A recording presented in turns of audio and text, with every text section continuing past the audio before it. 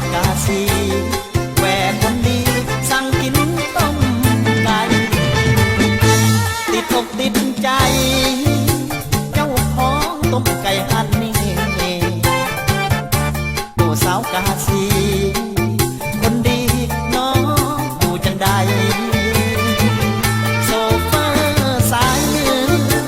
หักเหลือหักจริงจากใจขอบอกน้องจากบ่อาย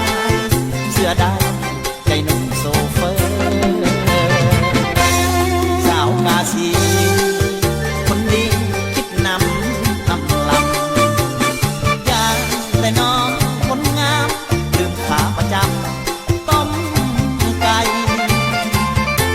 มากินหน่อยว่าได้กินแล้วก็ติดใจสิ่งที่ไอ้ลืมบ่ได้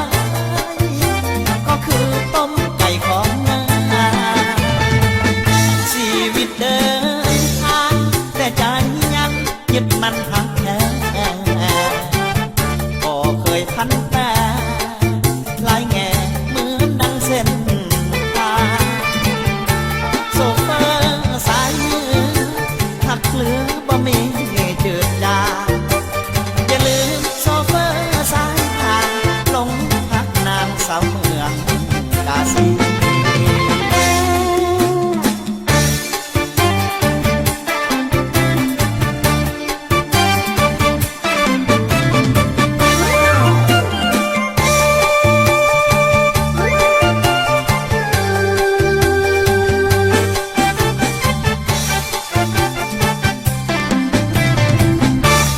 สาวกาซี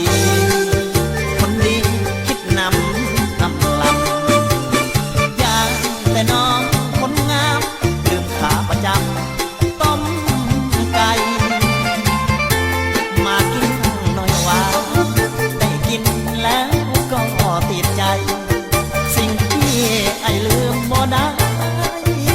ก็คือต้มไก่ของน้าชีวิตเดินทางแต่ใจยังยึดมันหัก